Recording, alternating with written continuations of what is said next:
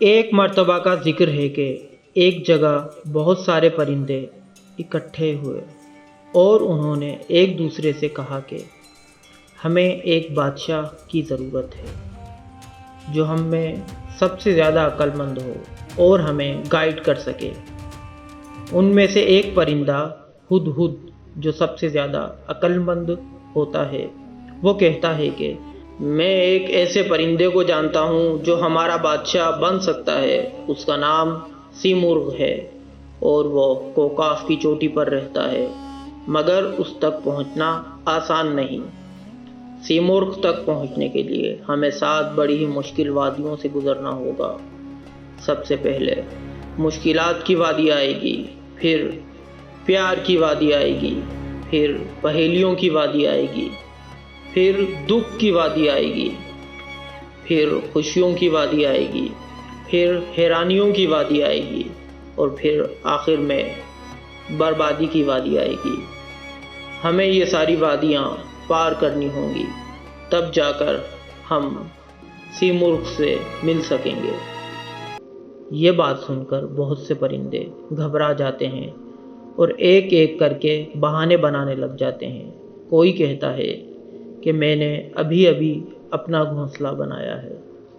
کوئی پرندہ کہتا ہے کہ میرے گھونسلے میں چھوٹے چھوٹے چوزے رہ رہے ہیں۔ الغرض بہت سے پرندے تو ان خوفناک وادیوں کا سن کر ہی گھبرا جاتے ہیں، لیکن کچھ پرندے اس سفر پر نکلتے ہیں۔ البتہ راستے میں ان کی تعداد بھی ایک ایک کر کے کم ہوتی چلی جاتی ہے، یہاں تک کہ آخری وادی تک صرف 30 پرندے رہ جاتے ہیں۔ بالآخر جب وہ 30 پرندے سیمرغ کے محل تک پہنچتے ہیں تو اچانک محل کا دروازہ خود بخود کھل جاتا ہے۔ پرندے ایک لمحے کے لیے پریشان ہوتے ہیں، مگر پھر وہ اس میں داخل ہو جاتے ہیں اور اندر ایک ایسے منظر پر نظر پڑتی ہے کہ وہ حیران رہ جاتے ہیں۔ لیکن اس سے پہلے کہ میں بتاؤں کہ پرندوں نے محل میں کیا دیکھا، آپ نے اس کہانی میں کچھ نوٹس کیا؟ بظاہر یہ بچوں کی ایک کہانی تھی، لیکن در حقیقت یہ کہانی اپنے اندر ایک مخفی علم رکھتی ہے۔ فرق صرف یہ ہے کہ آپ اسے سمجھ پائے یا نہیں۔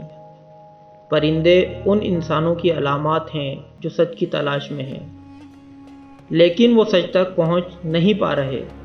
7 وادیاں بھی ایک علامت ہیں سچ کے راستے میں آنے والے مختلف چیلنجز کی۔ کہیں پہ خوشی ملتی ہے، کہیں پہ دھوکہ ملتا ہے، کہیں پہ اداسی، کہیں پہ امتحان سے گزرنا پڑتا ہے۔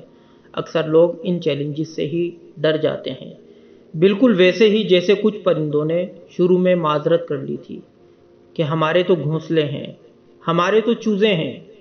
لیکن دراصل وہ گھونسلے اور چوزے بھی ایک علامت تھی، کام کاروبار کی، اولاد کی، جو انسان کی ذمہ داری بن کر اسے روک لیتے ہیں۔ اور اب میں آپ کو بتاتا ہوں کہ پرندوں نے سیمرغ کے محل میں کیا دیکھا تھا۔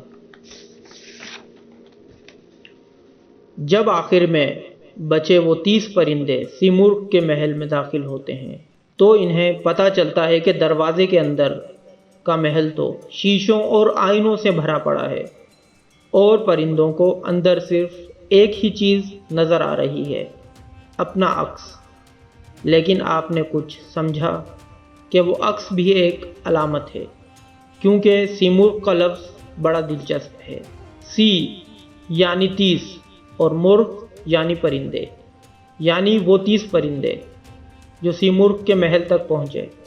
انہوں نے بالآخر ایک سچے بادشاہ پرندے کو اپنے عکس میں دیکھا، اپنے اندر دیکھا، اور یہ بچوں کی اس کہانی میں چھپا ہوا مخفی علم تھا کہ اگر سچ تک پہنچنا ہے تو سب سے پہلے اپنے اندر دیکھو، خود آگہی، خود کو پہچانو، صرف تب ہی تم سچ کو پا سکو گے۔